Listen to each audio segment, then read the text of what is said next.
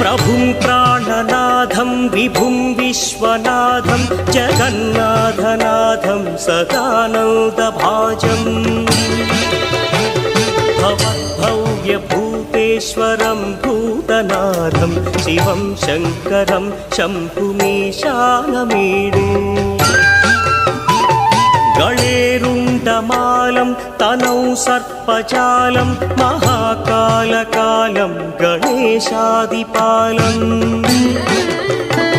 जटाजूटगङ्गोत्तरं गैर्विशिष्यं शिवं शङ्करं शम्भुमीशानमीडे मुदामाकरं मण्डनं मण्डयन्तं महामण्डलं भस्मभूषाधरं